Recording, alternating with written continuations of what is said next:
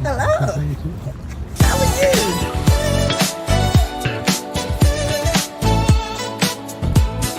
Keeping it real, keeping it real, keeping it real with Shannon, shining through, laughs and insight, shining so bright. Keeping it real, it feels so right. Real, keeping it real, keeping it real, keeping it real. Hello, and thanks for joining us tonight. We are continuing our celebration of Women's History Month, and we are down to our last woman of the year. Hello there, my co-host. How you doing? Hi, I'm Are doing you good doing? today. You doing okay? Yes, I am. Well, good, good, good. I'm excited to talk to our guest tonight because, I used to work at Mega Evans College, and I'm just so excited that she's there at Mega Evans College now. So why don't you introduce our guest tonight? Yes, I'm excited as well. And tonight we have Dr. Patricia Ramsey. She is a leader in higher education as the president of Mega Evers College in Brooklyn, New York. She is the first woman president of Mega Evers and the first scientist to lead the institution. Dr. Ramsey earned a PhD in biology from Georgetown University and a master's in biology from Harvard University. During her tenure, Dr. Ramsey has created programs such as CHAMPS, Cultivating Holistic Academic Mindsets to Promote Student Success, and BRC, Brooklyn Recovery Corps. Dr. Ramsey is committed to student success beyond the classroom and understands that higher education is not just about credentials, but about empowering students to become leaders and change makers in their own rights. So let's welcome Dr. Patricia Ramsey to the show. Well, hello there, Dr. Ramsey. How you doing? I am doing great, and thanks for having me on the show. Well, thank you for joining us. I've been after you for a while, so thank you for taking the time to come on tonight so we can celebrate you. And Well, thank me, you. like I said before, I'm just excited you there because I used to work for Mega Evans College, and I'm just excited to see a woman heading at the head of the rim because when we come, we know what to do, and we know how to handle business. So thank you, and thank you again. So what we want to do, we want to find out who is Dr. Ramsey, and like kind of tell us like, what has your journey been to get to this position where you are now? Because I know you didn't start off probably wanting to be the president of a college, but or maybe you did, and you put it in place. But so just tell us a little bit about your journey. Actually, I did not start off wanting to be president of a college. I started off wanting to be a professor when I was in the fourth grade. And I had no idea what a professor was, but for some reason, I wanted to be a professor. And so, had an opportunity to go to school at Norfolk State University in Virginia, where I am from. I grew up in rural Virginia.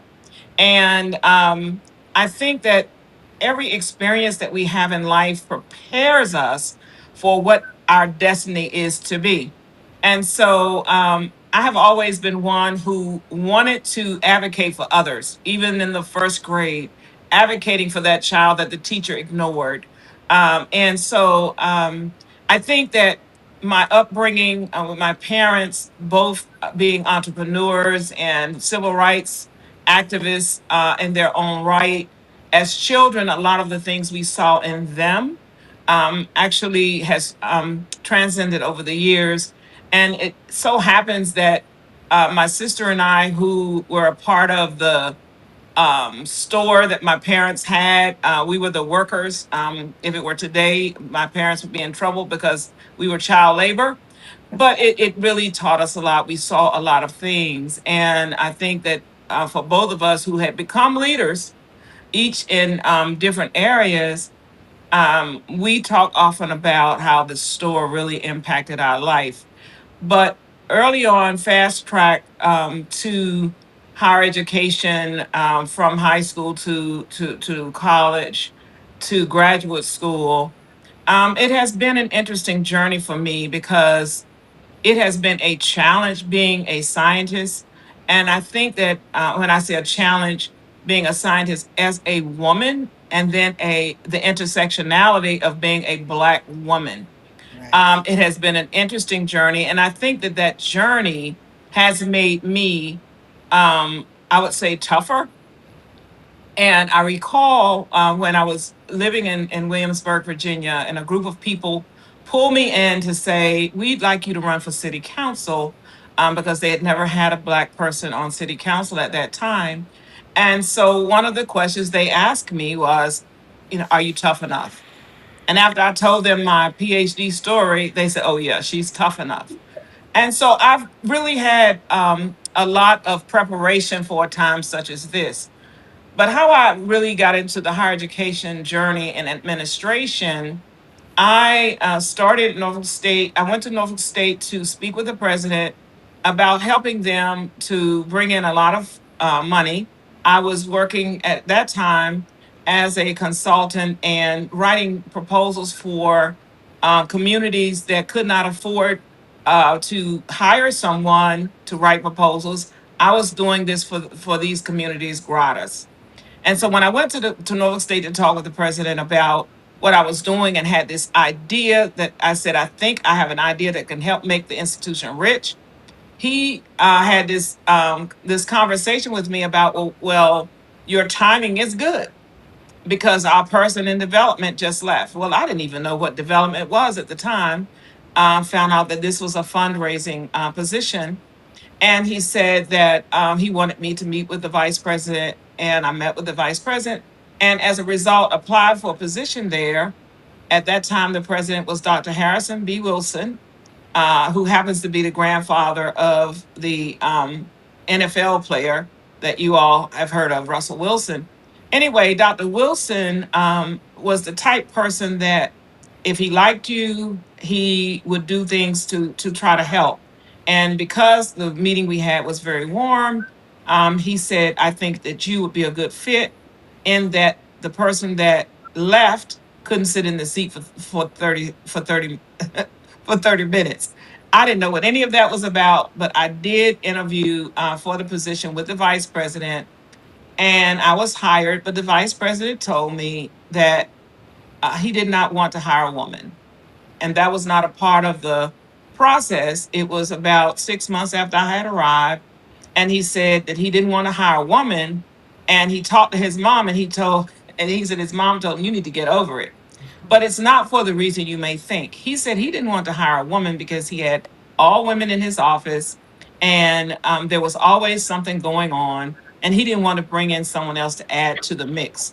But the reason he told me the story, he said, "But Pat, you came in and you were this calming force. You have people talking to each other, supporting each other, and I'm glad that you are here." I was in the development office, did all of the training and fundraising, and would go to the meetings, but discovered that it just was not very stimulating to me intellectually, because I felt like a high powered salesperson.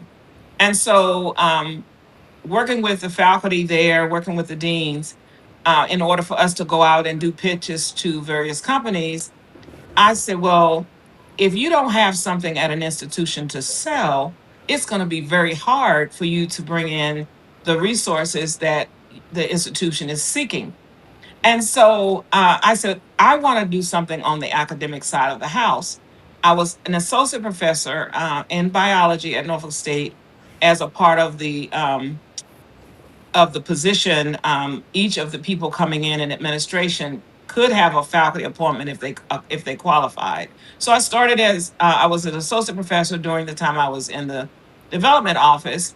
And so when the president retired, a new president came in. I went to the biology department and used my skills that I learned while I was in the development office to help that department. And I saw that the students had changed, and I hadn't taught in about 5 years. And I said, well, if the students change, then that means instruction needs to change. And so I just started applying to chief academic officer positions. I had never been a chair or a dean at that time. And so interestingly, I was selected as a finalist for each of the positions I applied to. And having come out of HBCUs and having a heart for HBCUs, I really wanted to be at an HBCU as my first academic position. However, I said, God, I will go wherever you want me to go. And it just so happens that I was on an interview in Ohio. I flew back into Richmond, Virginia. And when my husband picked me up, he said, "So what did you think?" And I said, "Well, they were nice, but I would prefer to be at Shaw if I can." And he said, "Well, the president of Shaw called today, said he was going out of the country. And so he wanted me to relay to you that you have been selected as the the vice president for academic affairs of Shaw." And so that was a very exciting day. And one of the first things I was able to do when I got to Shaw was to change instruction. So And I Dr. developed, Ramsey, so Dr. yes, Ramsey, before you continue on, I wanted to just go back to a minute when you was talking about when the man didn't want to hire another woman in the office yeah. and the reason why. Hmm. And I wanted to ask you, why do you think that's always the problem when everybody in the office is women, that is always a problem? What is it that you feel that with women that we just can't seem to get along with each other, or with all the jealousy and stuff, the cackling and the pettiness and stuff? Well, I'm not going to say it happens in all offices where you have women. I can speak to that particular situation because it was a very tense situation. There were people that were vying for who I would say is going to be the favorite, if you will, or the person who wanted to be seen. And so coming in, because the person that I replaced was a male, and so coming in, and I saw the tension, I felt the tension, even to the point of one day, some women in the back seemed to have gotten into some altercation. And I had a conversation with them. I just said, this doesn't make any sense. And so what happened, one of the women's parent died. And we all came together and we went to that funeral and we supported that person, and it changed the dynamic because we all get to see, really, we're all just human beings and we Right, don't really control anything. And right. so I think that me being that calming force, if you will, and not really being a person, no matter what my position has been, looking down on anyone. We had secretaries, we had different levels of people in that office. And I came in as really the first woman that to be in that associate vice president level. It was, I think, out of all of them, there were two total at the institution. And Mhm. so people try to get you to believe whatever it is that they believe about someone else. But my position always has been, let me make a decision for myself. I'm a scientist. And so the first thing I do is I make an observation, then I ask a question. Hmm. Hold, And hold then that thought. Hold that so, thought, Dr. Ramsey. We're gonna take a hold that thought. We're gonna take a quick break, and we'll be right back. okay. Oh yeah, it's Shannon.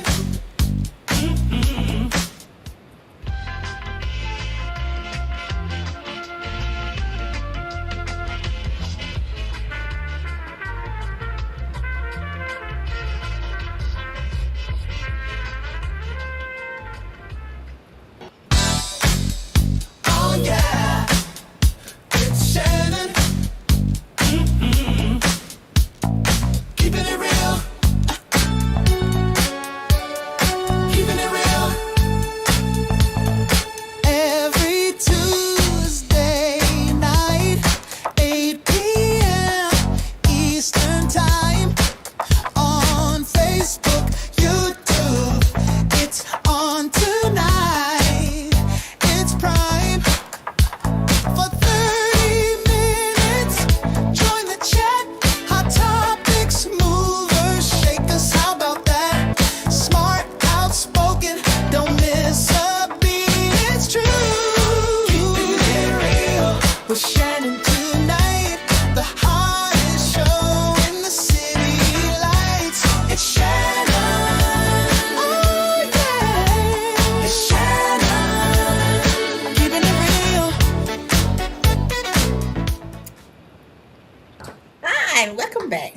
our special guest today, Dr. Patricia Ramsey, and we've been talking to her about her journey to where she has gotten to today. So, Dr. Ramsey, I want to get in as much as possible before we run out of time. Now, since you are the first woman president of Medgar Evers College, what can you share with us that has been one of your biggest accomplishments since you have taken over uh, that wonderful job?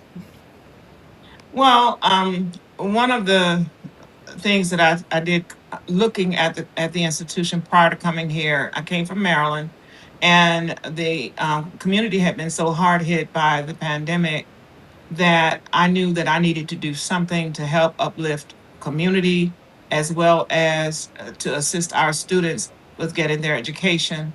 And so I wrote a proposal for the two programs that were mentioned when I was being introduced, the CHAMPS program and the BRC program, um, which they both help the students, but also help the community in that um, I was able to get $20 million dollars in funding through writing that proposal, where I put in that the students, if they were to come to Medgar Evers College, sign an agreement that they would complete their degree requirements in 4 years, then they would be supported financially where there was any financial gap.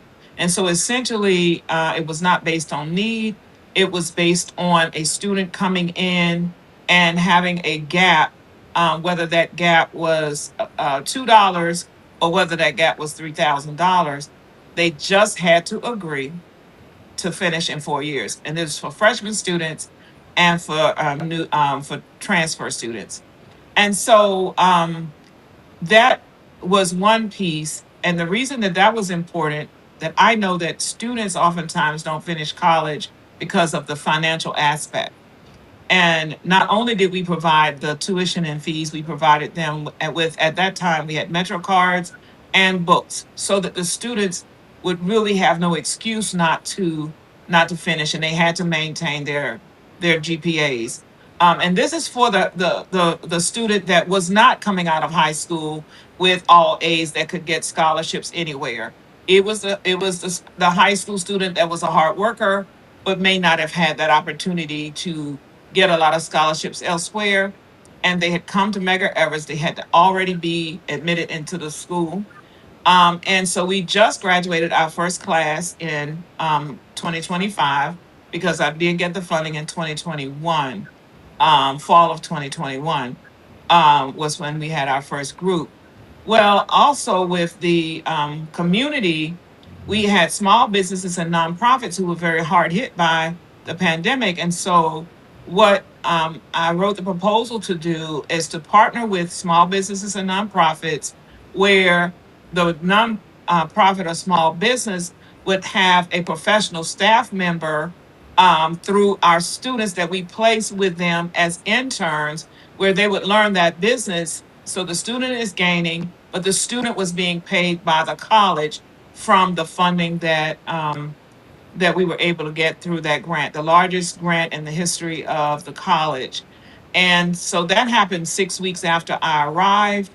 And we had well over 80 something partners within a short period of time. And it's not a matter of, oh, I want a student, but we actually bring the students together with the partners, and they actually interview each other to see where the best fit is. And then we prepare the students before they go out. And so I would say, if you have to select one thing, I would say it would be getting that large amount of funding to be able to support students to be able to be successful in getting a degree in 4 years and coming out of school without debt. So So since you have made it to the top, and I'm sure there's another top for you to go to after Medgar Evers College, what advice will you give the young women today who are really trying to, climb the ladder, or become successful in their career? What would you say? Not even to the young one, even to all of us as women, because we all have we all have gone through things. I mean, even when I worked at the Board of Ed, I went through a lot, to get from one position to the next because they think, you're not qualified and how did you get it, blah, blah, blah. Then you got to go up against them, filing grievance and all kinds of stuff, because if you're determined to get where you're going, you're going to do what you have to do. And it's always some obstacle they're trying to put in your way. So, what would you say to women if you Well, really want to make it? I would say do your very best at whatever it is that you're doing. Um, People want folks who really are going to have stick to itiveness, who are consistent, and you get recognized for the work that you do. And even though you may be in a place where you are the only whatever, then they know that you're doing the work. Be consistent and don't let people deter you from whatever the goal is that you have. But I would say don't so much focus on, I want to be this or I want to be that, but focus on doing a good job at what you're doing, and it will give you an opportunity because you will be seen by someone. It will give you an opportunity then to get a great recommendation from where you are, even if they didn't want you there. They can't say that you were a horrible employee. And then you go on to this next place and it may be a better fit. Because the other piece that I want to say to people, if you want to be a president, a CEO, anything, don't look at it from the vantage point of it gives me power, it's going to give me a lot of money, or any of that. Focus on the mission and make sure that it's a good fit. Because if it's not a good fit, I don't care how great you are, how wonderful you are, how many degrees you have, it is not going to work. And for me, I'm a woman of faith. And because of that, I use discernment. And I know, I have no doubt in my mind, no matter what anyone tries to do, that I was sent to Medgar Evers College for a time such as this. Mm, mm. And Wow. so, if someone's interested in participating in the programs such as Champs and BRC, what steps can they take? They can go to our website, which is www.mec, that's MEC, .cuny.edu, and just put in BRC or Champs, and it will take them to that particular web page. Okay. Well, you, And I you, hear that you said that just to circle back that you've attended a HBCU and that was something that you plan to do. Do you think that that helped develop you and played a role by going to a HBCU versus? Absolutely, absolutely. Because one of the things I discovered when I was teaching some years ago, I had students who were excellent students who went to non-HBCU schools and transferred into my institution, because all of the institutions where I have taught or worked have been HBCUs, with the exception of one institution in DC. And the students found that they actually felt that they belonged, and belonging is so important for a student to be successful. We talk about family, and Medgar Evers College is not an HBCU, it's a PBI, but people talk about the belonging, how they really feel like it's a family when they come. And the literature shows that people do better in instances where they have people that they can relate to right, um, right, in society. right, right. And that's in any. I think that it is in anything that you are involved in, is when Right. people can relate to each other, and you show each other love, and you don't try to act like you better than them or you above them. Absolutely. Just like in school, with the principal, they need to be at the door greeting the kids when they come in. Just like in church, the pastor need to be at the door telling the people that he appreciate them coming to serve. Is how you approach people and how you go about treating people means a Absolutely. lot. And if I may, the one thing I would leave with anyone watching is be your authentic self, because you can only fake it for so long. And Exactly. people can tell when you are authentic and when you're not. You're right. Mhm. Exactly. And people Exactly. just want to be valued. Absolutely. Mhm. And we should value people. When you see people doing a good job, you should tell them they're doing a good job. Because that means a lot, because it makes them feel good. It makes them feel good, to know that you have noticed their work or whatever. It's just like when someone on the job gets a position and the other person want to know how did they get that position. Well, sometimes they get the position because the boss been watching them all the time, but you didn't know the boss was watching you because they see that you was a good worker or whatever. Yeah, and even in other settings, let's just say it's not at the job. If you are a person who is authentic, people will embrace you. Well, they're gonna have a little music, Dr. Ramsey, so it's time to go. Thank you But for look, being here. we want to thank you so much for coming on tonight and sharing with us your experience. And I just want to congratulate you again for a job well done at Mega Evans College. And I know you had to Thank be you. doing a good job because I didn't hear anything from the community. So I know you was on it, doing great things and turning Mega Evans around like it should be and everything. So I Yeah, congratulate you. I thank you, and thank I hope you. you will stay there for a while, so that way you Well, can I, close I your thank book. you. And as a woman of faith, I will be there as long as God says I'm to be there.